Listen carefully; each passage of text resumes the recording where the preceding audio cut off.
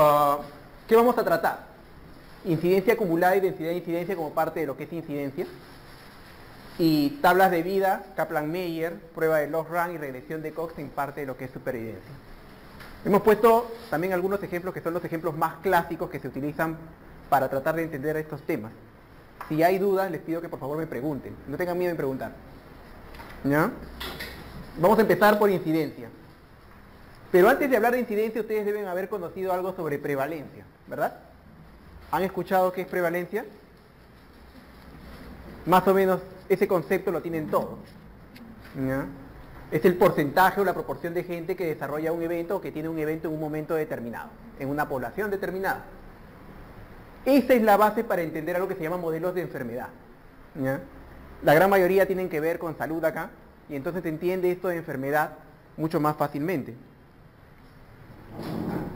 Los aspectos biológicos de la enfermedad me permiten manejar el tema en forma epidemiológica. Sirve para identificar qué deseamos contar y sirve para identificar quiénes están en riesgo. Y hay dos componentes básicos.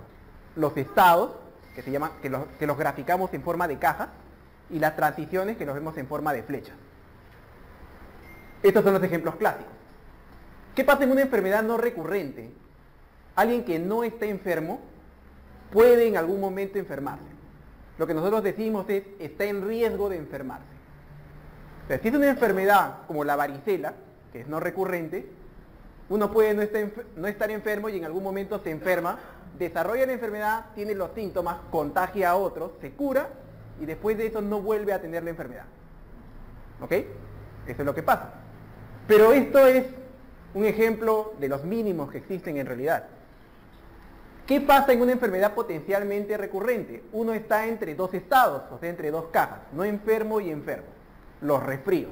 Todos por lo menos tenemos alguna vez un resfrío al año. Entonces, estamos no enfermos, en riesgo, y de repente nuestro hijo se enferma y nos contagia a nosotros. Pasamos enfermos. Después de unos cuantos días, desaparece la enfermedad y volvemos a estar no enfermos. Sin embargo, yo puedo tener un resfrío varias veces, y no quiere decir que me voy a curar, y no voy a tener un resfrío nunca más. Generalmente volvemos a pasar enfermo en algún momento de nuestra vida, y nos volvemos a curar, y así sucesivamente. Esto permite graficar algo que puede ser un poco más complejo. Alguien es susceptible quiere decir que está en riesgo de tener la enfermedad, enfermo, que tiene la enfermedad, y no susceptible es que jamás va a tener la enfermedad. ¿Uno puede pasar de susceptible a enfermo? Sí, ya lo hemos visto en el ejemplo anterior, es el ejemplo más clásico. Y puede pasar de enfermo a susceptible, otra vez, también lo hemos visto. ¿Puede pasar de enfermo a no susceptible? Sí, es el caso de la varicela. Una vez que me enfermé, ya soy no susceptible en realidad, no vuelvo a ser susceptible, soy no susceptible. ¿Puede pasar alguien de susceptible a no susceptible? ¿Cómo?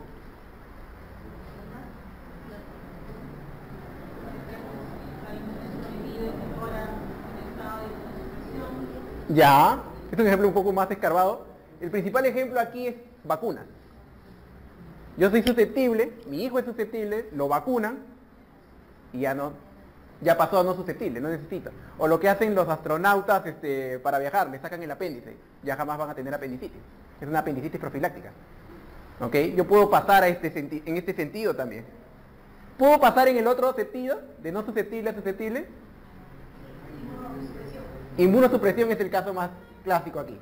Yo no soy susceptible normalmente ¿a qué? A pneumocitis carini.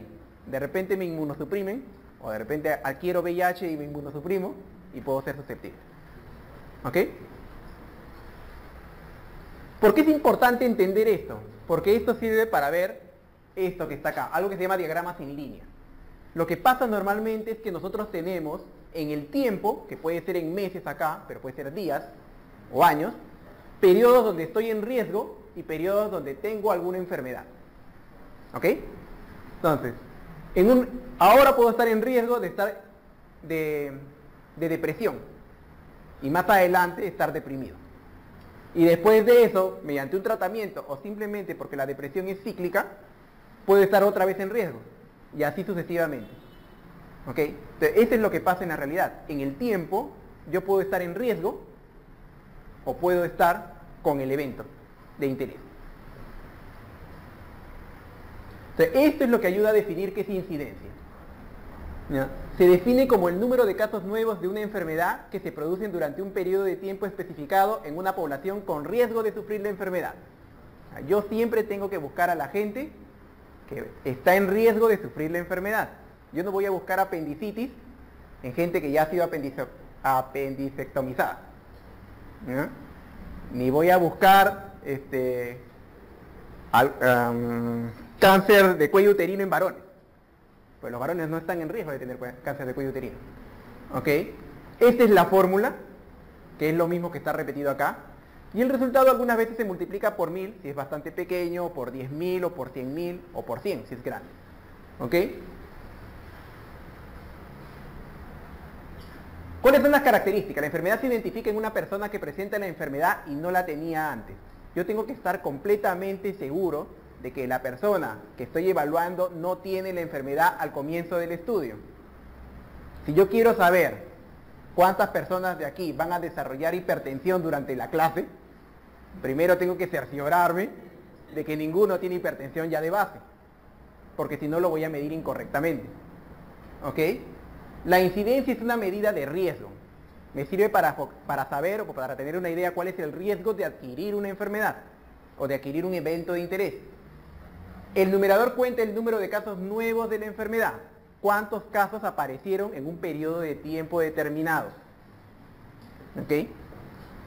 Y el denominador presenta el número de personas con riesgo de sufrir la enfermedad. Este es el concepto que a veces lleva tiempo entender. ¿Quién es el que está en riesgo de sufrir la enfermedad? ¿Ok?